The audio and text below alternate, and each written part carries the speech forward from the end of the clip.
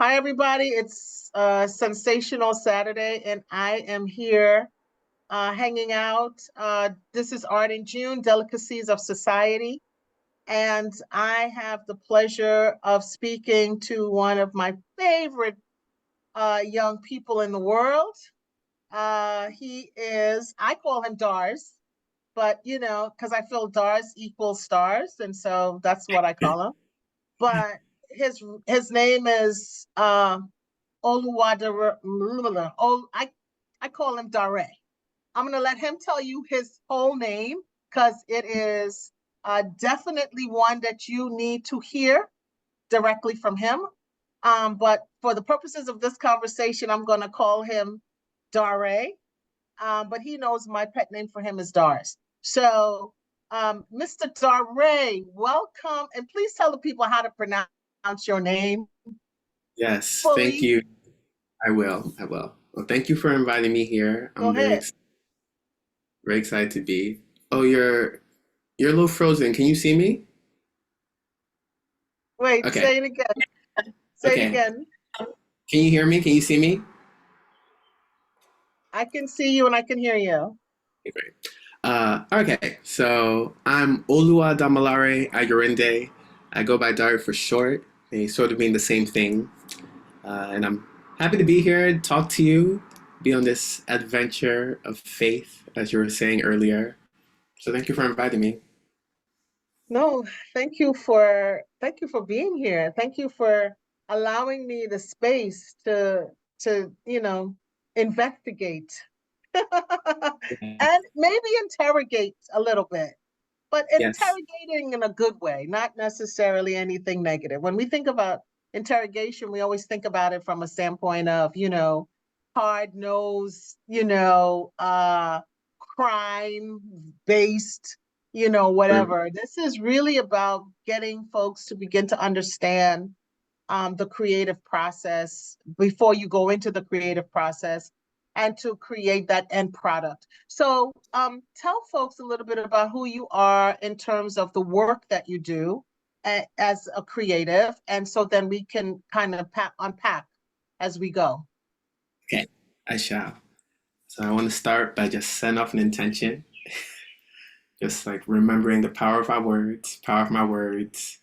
I want to practice integrity, and I want to be honest in this conversation because I feel like these conversations are really important. And I'm going to speak up. What's going to happen?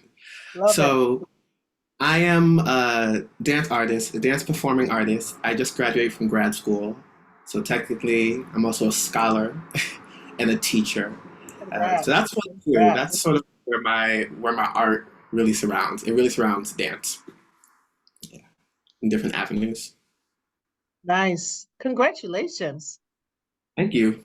Okay, so tell me where did you go to school for this wonderful accolade? Okay, so actually, right now I'm in Champaign, Illinois, and I went to the University of Illinois, Champaign-Urbana. Schools in, I guess it's in both towns, but the dance program is in Urbana. I live in Champaign, and it's a 3-year program. Came here in 2021. First semester was the first semester where things were back in person, and that was 6 or 7 years after I got my BFA from Rutgers University in New Jersey. Yeah, Rutgers it's only the best school in the world. It's my alma mater too, so I'm a little Yeah, bit biased I about that, didn't but know that. we won't say, but yeah. Are So you? tell me something. So you went back to school, so you left Rutgers, you went back to school.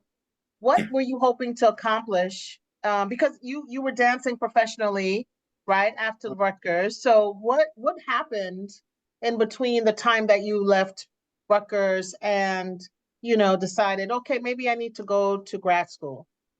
Okay. I really try to remember the moment that grad school came to my mind. I really can't. I do have memories of conversations with people about going to grad school and being told to hold off pretty early on after I graduated. So that makes me think that it was on my mind. It was on my mind. Well, let's see. So I'm dancing a lot in New York and I'm traveling, I'm doing the thing. It's exciting. But somehow it's like not working for me. It's not working for me, or I'm losing excitement for it, or I'm like confused about it. and my interest in it is sort of shutting down. So I start to let go of some jobs, let go of some opportunities to sort of figure out what's happening with my relationship with dance. And I didn't know if what needed to happen was it didn't have to be my career anymore. I wonder like, oh, does this can this be a part of my life in the way that it doesn't have to be my career, and that way I don't have to deal with those navigations. And I think that's why I went to grad school. I think that was the main reason. I was like, if I go to a place where I have to really put my energy into it in a way that I can't avoid it, in a different place than New York City, than New Jersey, in a different area, maybe just a little more condensed, a little more focused for intention, then I'll know where I'm sitting with it. I feel like Mm. that was what's happening. So that also happened right when the pandemic first came about. So I do like to believe that there was energy happening and I was sensing it. I was like, things I didn't want I wanted to stop. I just really remember I just wanted to stop. I wanted to stop. And then I decided to stop, and then, the world, was forced to stop. And then that felt really significant too. So I needed like a Wow. rejuvenating moment from my relationship Yeah. to dance. Yeah. Yeah. Yeah. That's really interesting, right? How the alignment happens even when you don't anticipate that it's even coming your Uh, way. But the universe has a really great way of, provoking, poking you, right? Pushing you in spaces that you probably, are a little bit resistant to going, or not even sure if it's the right space for you. But it has a way of also confirming that, you yeah. know. Um, okay, so you decide that you're going to go to grad school, Yeah. and you get there, and what happens? What was the journey like? Because now you're like, okay, I'm a dance artist, but I wanted I want to kind of broaden this experience in my life. What did you decide to do in terms of your studies and stuff like that? Yeah. So I had just moved to Brooklyn. I was working in New York the entire time, but I was living in Jersey City. I loved living in Jersey City. And every time I go back, I'm always like, Jersey City is very nice. But I was like, let's do it. Let's move to Brooklyn. Let's be closer to the community that I'm already a part of. Let's invest. If we're gonna do this, let's invest. And so I moved to Brooklyn, and as I moved to Brooklyn is when I'm like, I think I'm gonna go to grad school. So then I'm really applying and looking for schools, and step upon one school. I really only apply to one. I get in. I have some time to decide. I'm taking my time to decide. I decide to go. And then I have to pack my life. And that was the part that really took me Ooh, out. yeah, This is yeah.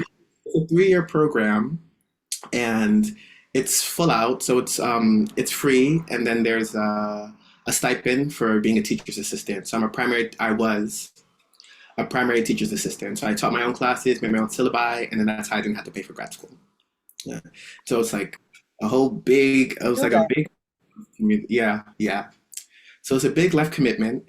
And that was the first part of the journey was, whoa, I'm leaving the East Coast. I'm leaving everybody who I know, what I'm comfortable with. I'm driving. I wasn't really a big driver. I drove a U-Haul all my things all the way to Illinois. So it felt like a journey, felt like a big journey, felt like a big decision into something that was unknown. Um, I was 27, and so I was like, I'm going now, and then that's going to be the rest of my 20s by the time I graduate. Yeah. And so that's how it started. And when I was driving and the land flattened out, I was like, yeah, okay, I'm in a different place. I'm in a different time zone. I have made a decision about living here. I decided I was going to live there and not kind of live there to come back, but just like live there to see. And pretty quickly, my questions about dance were answered. So pretty quickly, it was very clear to me that, oh no, no, I'm here. Yeah, I'm here for the long haul. This is for me. It's for me. I'm for it. We have a beautiful relationship. We're going to continue to grow. And grad school became about something else. That's how it started. It started with like, I'm going to just shift my life. I'm going to shift my life into Yeah. shift the perspective. I'm gonna do something that I did not expect to do. I'm gonna go be somewhere I did not expect to be for a decent amount of time. And accept that I made that decision, and like go into it as open as possible. What kind of, that's actually really cool, but that has to be also make you a little bit apprehensive, a little bit cautious, a little bit, like, oh my God, what am I doing? And how does this feel emotionally for you um, as you're going through this? Yeah, yeah. It's a total Feel, shift. yeah, the feelings. I can sometimes get into a mode where I really am living day to day. And so I felt like when I was starting to pack and I was starting to organize and get the U-Haul, I was in that mode of a journey. So I took it like that. I had a really peaceful day in Pittsburgh. I took a day of rest. So I came into that space. Before I was in that space, it's not the right word. I was low. I was low. I think the decision really hit me, and I didn't have energy for much, but just dealing with the fact that I was moving by myself. And I was kind of, I don't want to say sad, but I was low. I Okay. didn't spend too much time with people. I was like reflective. Yeah. It, Yeah, I was kind of had to leave. yeah, Yeah. inward. So wait, so let's back up. So how did your family, because obviously, you're telling your family you're picking up and you're moving to the Midwest, right? Yeah.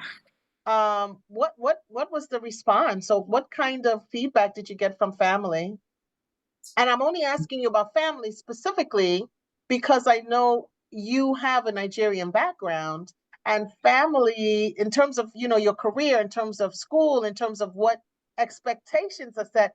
I'm Caribbean, so So Yeah. there's set expectations about how you're gonna eat and what kind of job you're gonna have. And you're telling me you're creative, and I'm like, Yeah. if you're not talking science, law, medicine, what we talking about? So We're not talking. how did that play into all of that? Yeah. They don't understand dance, but they understand school. And so that was something that they were really on board with. They were like, yeah, grad school, higher education, ain't nothing sound wrong about that. Right. Go ahead and do Go that. ahead, go It's do it's free? You don't gotta pay? What are you talking about? What you need help? Okay, let's pack your stuff. So it was kind of like that. It was interesting. All the people who I was closest to, people who I trusted, my family, close friends, I would tell them about this, and they would be like, "That, yeah, go." And it was people who I was less close to that would give me apprehensive energy of like, "Are you sure that you want to stay in New York?" So that was a sign to me. Everyone that mattered was. Absolutely. Yeah, that's great. That's great.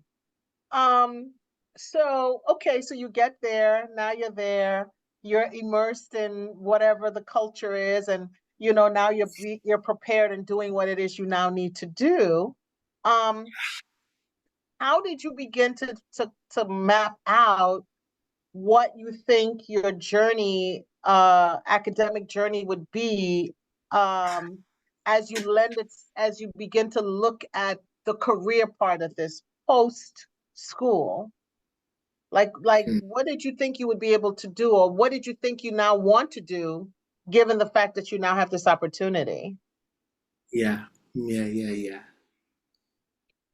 Okay, I'll answer this first part like this.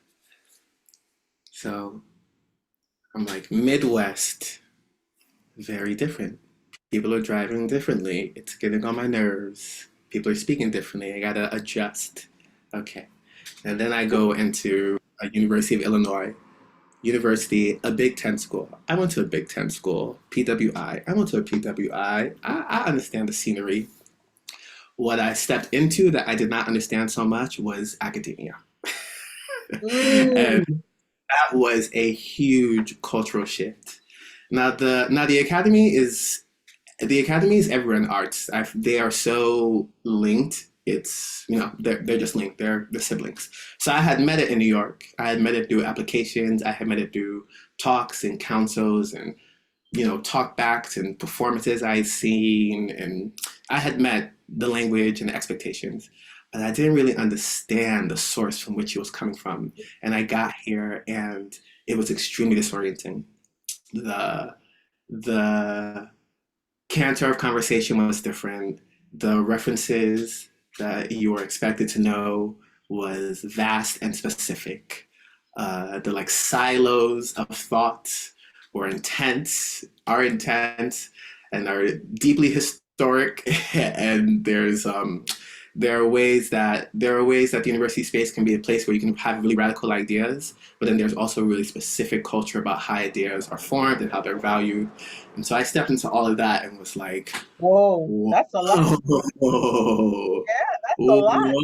whoa, this is, I did not know what I was stepping into. Got I it. understood a little bit. I understand a little bit. I understood that I was here to study. I didn't understand that I was stepping into a deep historical culture. Okay. And so that was the first part of it. That's a major Alongside culture shock. huge, huge. Yeah, You know, I'm used to just on I so talk. many levels. I just want to chat. I want to talk about the thing. I just want to do the thing. And there are, Right, you know, right. the other ways of doing that.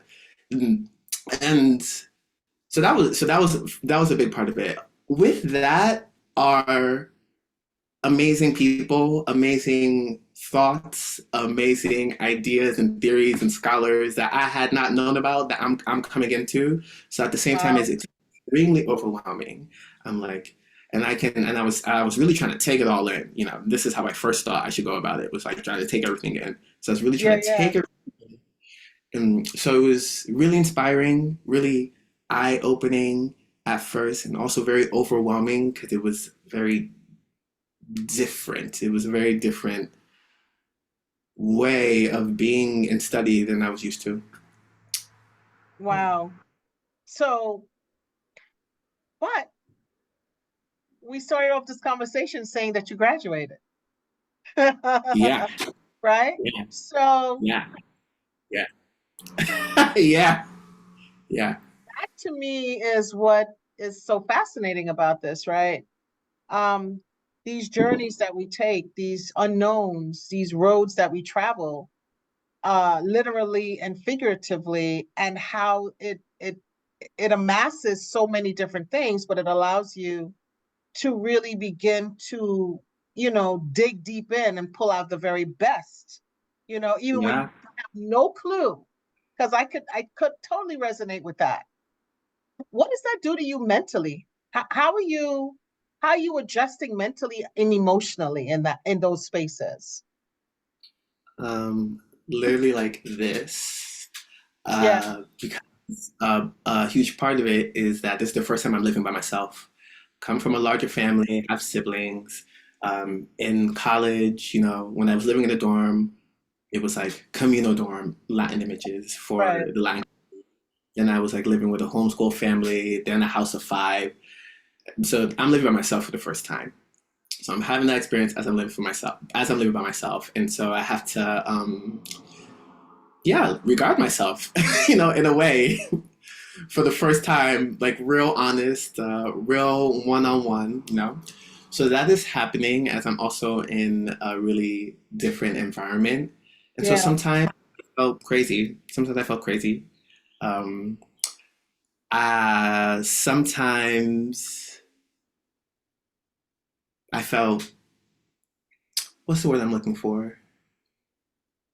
My ideas, my thoughts, my creativity is respected and was respected during my journey here. And so sometimes I felt respected, sometimes I felt seen as an artist. Sometimes I felt real different than what was going on because the way I wanted to express it, Hmm. the way I wanted to express my experience, felt more dynamic. Felt more dynamic than the norm. Felt more dynamic than the norm. So Wow. sometimes that made me feel crazy. Define Going through crazy.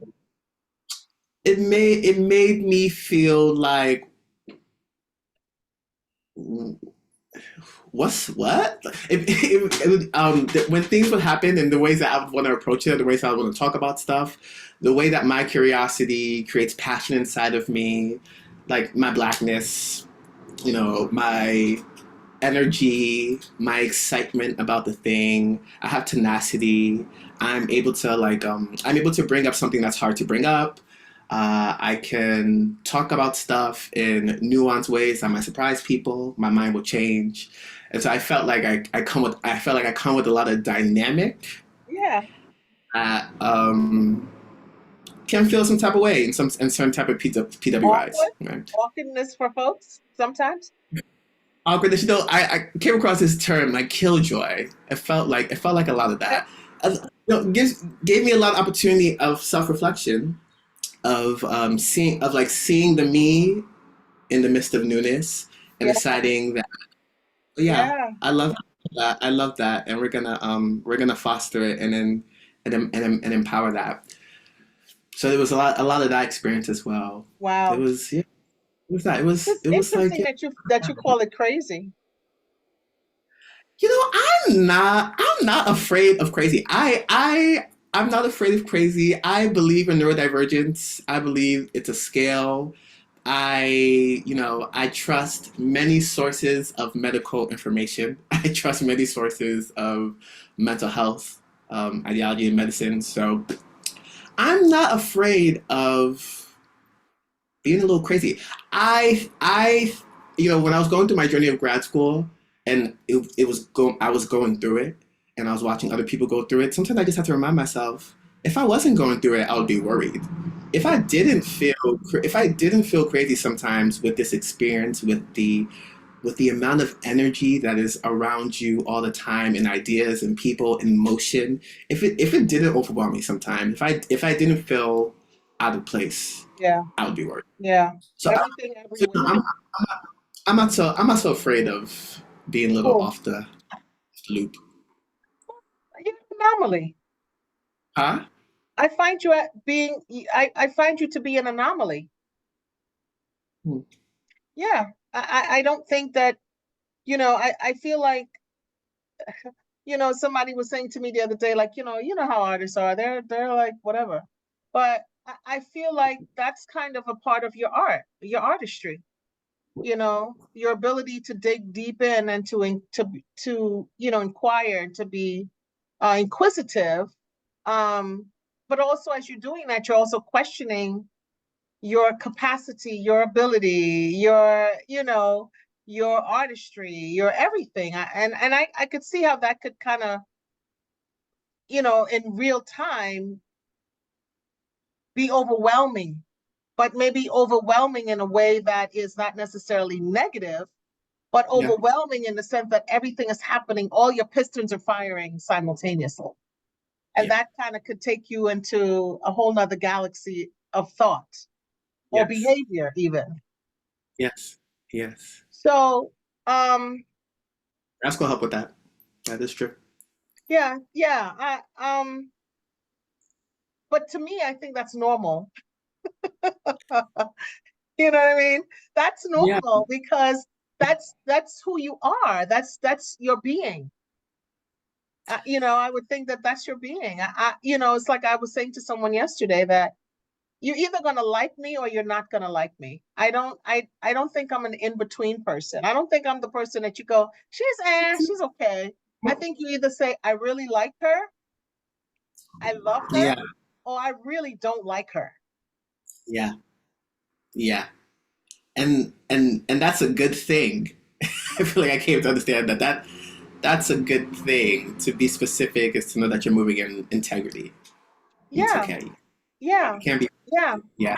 But for so long, we are not always okay with that because, in our minds, everybody wants to be liked or accepted.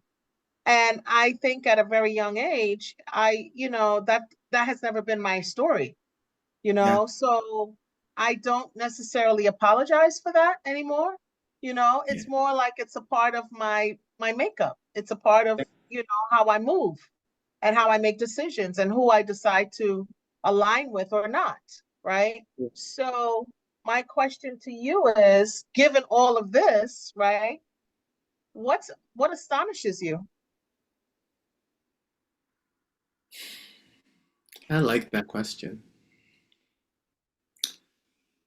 I'll think about it in terms of the creative process. Mm-hmm. Mm, People, and because I love dancing, there are there are ways that people can move their bodies that you will only be able to see if they're dancing and if they're like enjoy and trusting their bodies. There are things about the quality of the way that they move which can tell you something about the way they move through the world that emerges that astonishes me. That is like, oh, there's nothing about anything that can teach me that there's like a quality of person that exists in that movement. That astonishes me about dance the most. Wow, Um, that's Another cool. thing, yeah, no, I love that. You know, even if you're just watching a Pilates class, you just look at everybody and they're like when someone's like really in it, like you just see a uniqueness about the way they move, which just speaks to their uniqueness, and I find it really Cool. astonishing, honestly. Yeah, Um, that's really cool. So what does that give you? What gives you goosebumps? that can sometimes that can sometimes give me goosebumps. Okay. Uh, like walking outside and just seeing how somebody decided to sit down or something. I'm a very strong believer in body keeps the score. The way you move through the world is the expression of who you are. Like the way how you move through the world, how you move or don't move, just expresses your experience.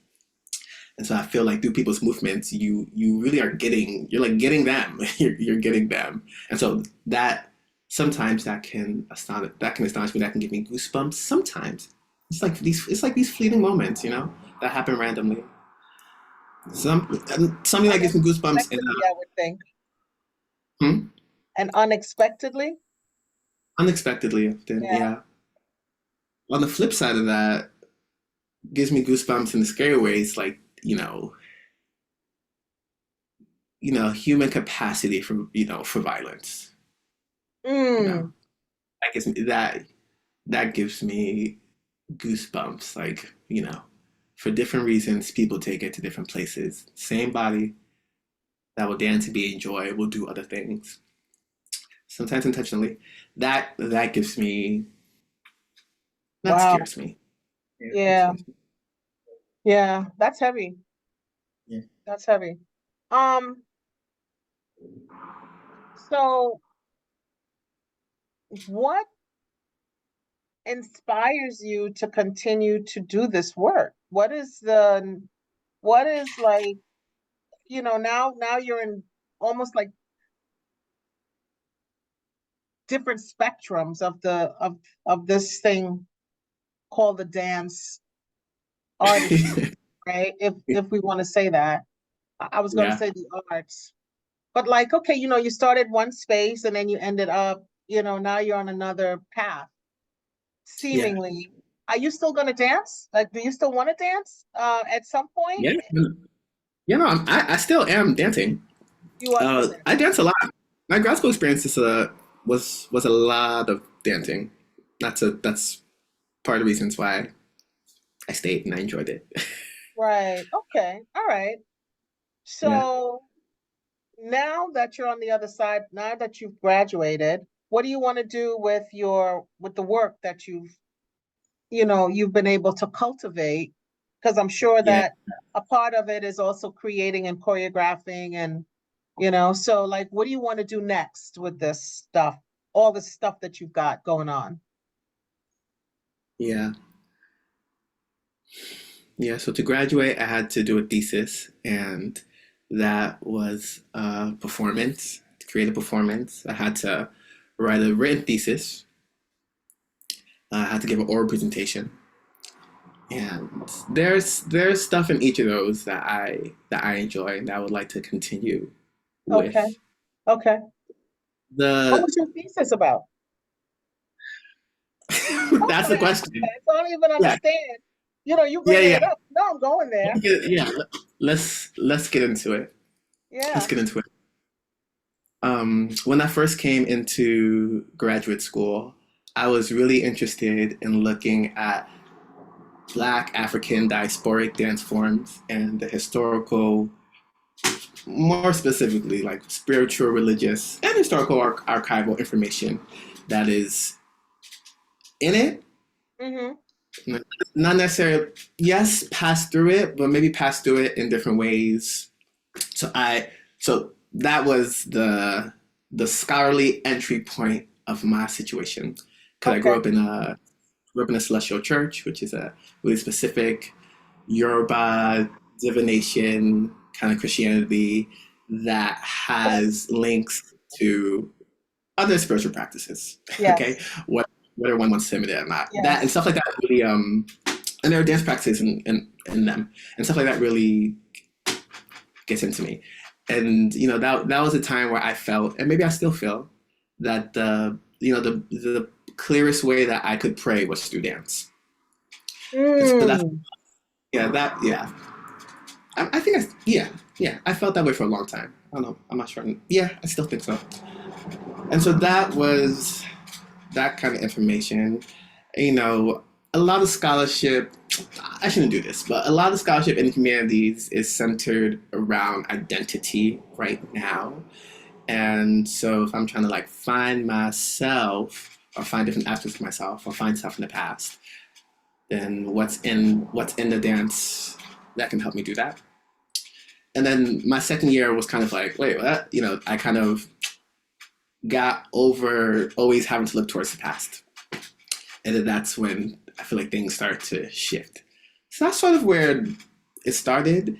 And then I feel like the rest of my graduate school journey was just sort of that breaking apart. Okay. Just all the things that are really important about it, not being so important or being important in a way that it could be like fluid. And then my thesis was sort of breaking that down. And a big part of it is because I'm also a practitioner. So I be dancing and I have a yoga certification. I'm really into movement and somatics. And so I was also doing research that puts that information like right up close to like actually how the body's actually moving, like how it's like Mm. responding and in the flesh and moving patterns in in this particular kind of time zone, a particular kind of place, and particular kind of culture, so that kind of stuff. So that's like the scope of what my research was.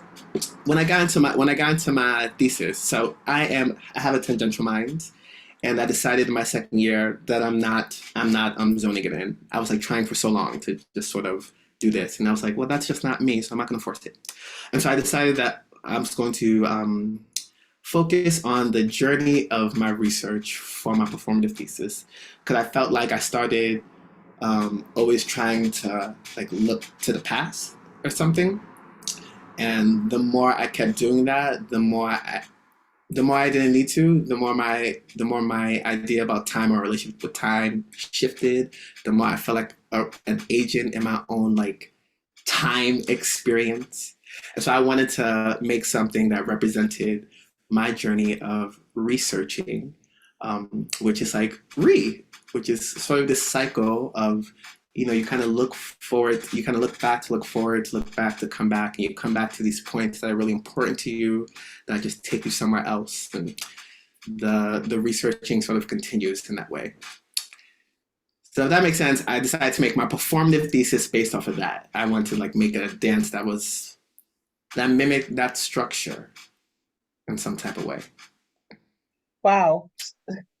As you're talking, as you're talking, I'm writing down words that I'm resonating with. Uh, Not necessarily words that you've said, but also words that, based on what you said, makes me think of another word, right? Um,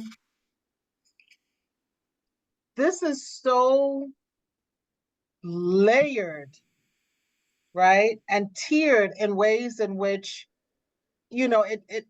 it sparks a bunch of questions. Um, but I think the thing that I'm most it takes me back to something you said earlier, which was sometimes when you're around folks and they say killjoy, you know. Um, And I wrote that down because I thought to myself, you're sitting here telling me that you are writing a thesis about movement, ancestry, spirituality, religion, African diaspora experiences with the body. How is that not a killjoy for folks who can't even put their heads, lift their heads up above their own levels to even begin to even understand how do I even begin to like relate to you? Because the Yeah. conversations that you would have, some of those conversations may be uncomfortable or awkward conversations that you got to have in order for you to do this, right? Because our Yeah. biasness comes into place, right? We're talking about spiritual movement. What does that really mean, right? We're talking about if I'm a Christian, if I'm Catholic, if I'm agnostic or whatever, I have my own thoughts about what I think you're talking about, right? And that could be voodoo, that could be, Santeria, that could be anything, right? What do you mean? That's some demonic stuff, right? Yeah. Um, but I find it fascinating because it explores in a way, and I think it was just so earth shattering to hear that you say that you feel like you pray through dance. Like that for me, and that's a whole nother conversation we need to have separate and apart, which is maybe part two of this, right? But the thing that I want to know is in the midst of all of this, I've gotta I wonder if you've experienced any kind of like levitation, because I feel like this whole conversation or this whole research got to take you to another zone, got to take you to another you know, Yeah. sphere that people are not able to understand if they don't understand what's involved in this. Yes. Yes. I will actually I will actually say it. It's very interesting what you were saying about Killjoy because I'm learning that just because you're researching it doesn't mean you can talk about it in all the spaces. That's correct. That was a big part of my grad school journey. Yeah, to answer your question, yes. um, Sometimes it has been scary, overwhelming, and I didn't know what was happening.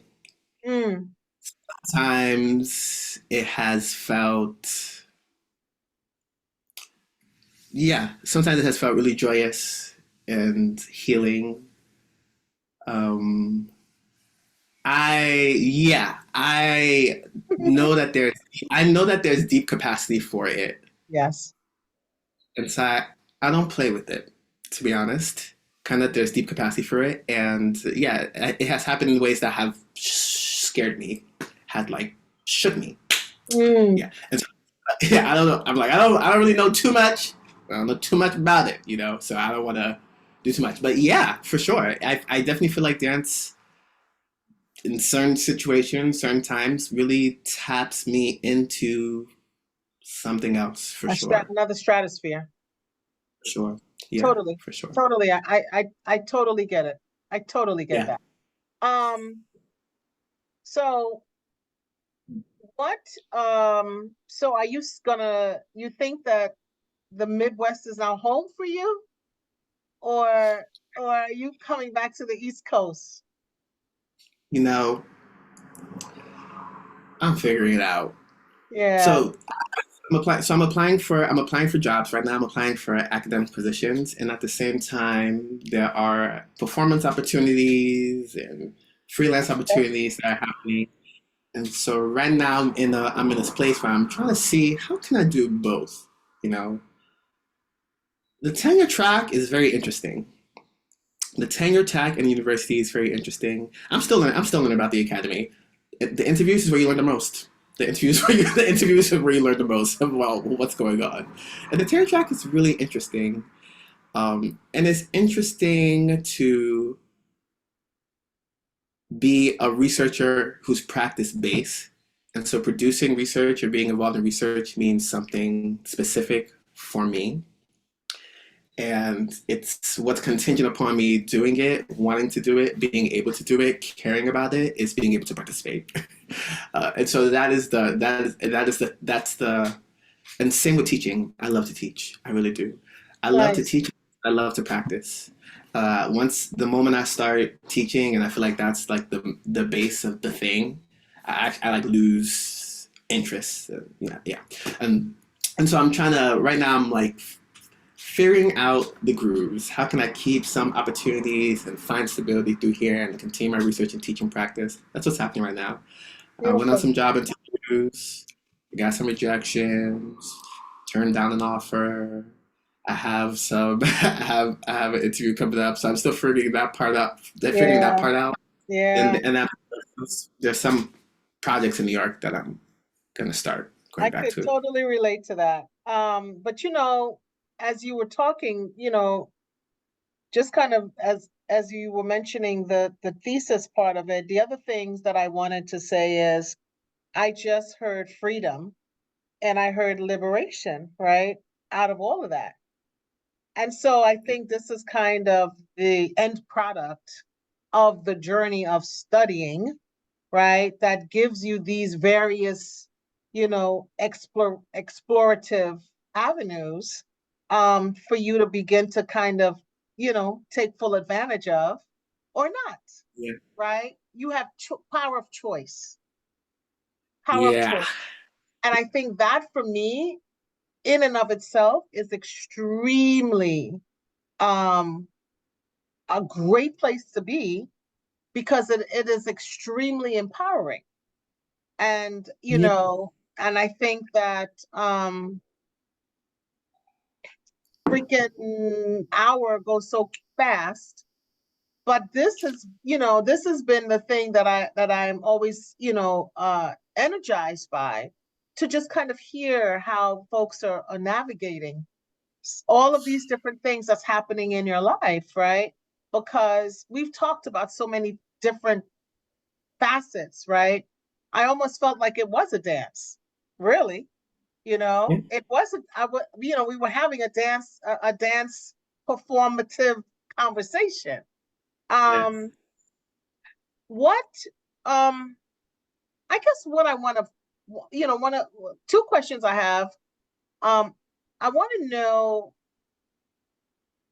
what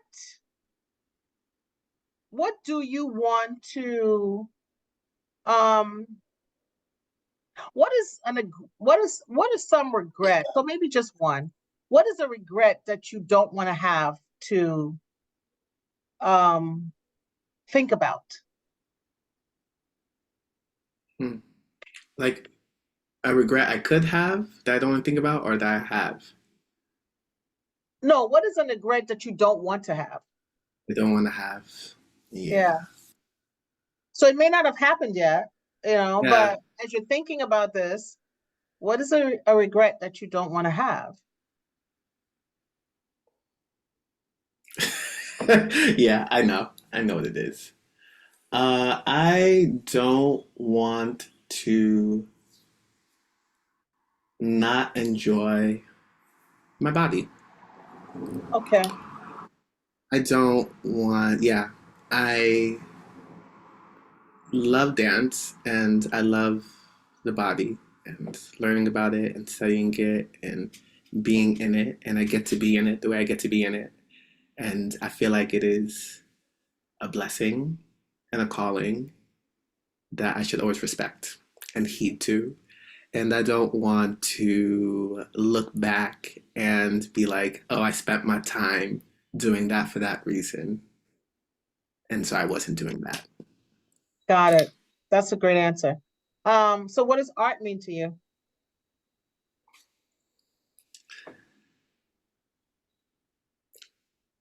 Art to me is like math. Hmm. It's like to me it's like math.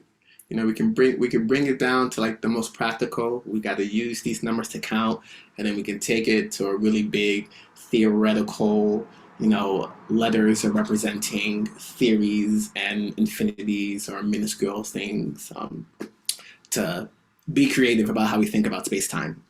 And I feel like art is very similar. And there are like art forms that capitalism has like found its way to continue through a marketplace. And then there's like ways of just doing things that are just artful. And so I feel like it's like art to me is like it's a spectrum. I feel like art is for everybody. It talks about like the quality of how something is done. Like artfully, you can artfully or with art in your heart and in your mind, build a hospital that has rooms that will cater to the mental health of your patients. Or you cannot do it like that. You can do it in a different way. And so I feel like art is there. I feel like art is in how we decide to take care of ourselves.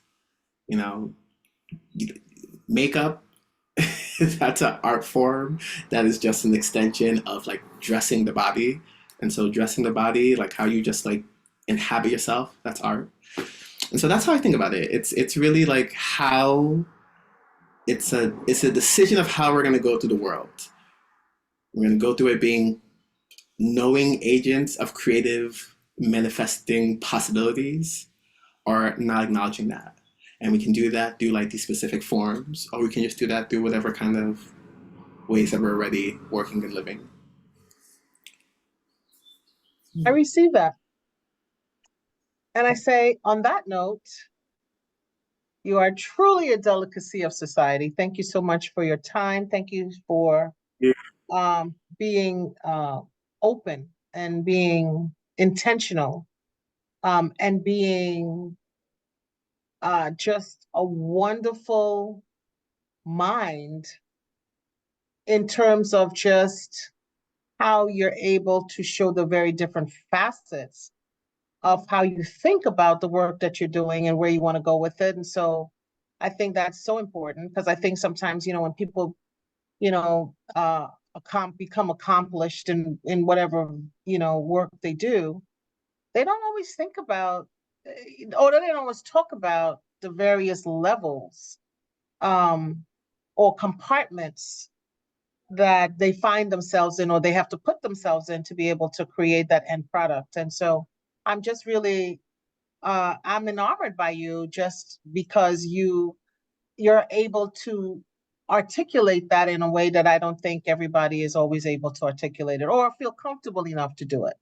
So thank you so much for your time. It was such a pleasure chatting with you. We got to do a part two, because I feel like we got so much other stuff that we got to talk about. So I stay always love talking tuned. to you. Yeah. Stay tuned, and thank you, Mr. Dare, for giving me some grace and giving me some time to explore and discover who you are, and what your artistry is going to mean to this world. I can't wait to see what you do next. Thank you. So, Thank you. how can people find you, by the way? You can find me via Instagram. What's on That Instagram? What's your Instagram handle? that is the best way. And let me even I have to spell it out. Okay.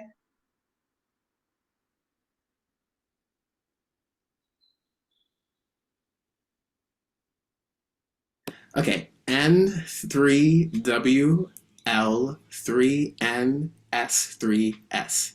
Kind of Well, spells new. say that again. N3W3 Uh-huh. NS3S. It spells like new lenses.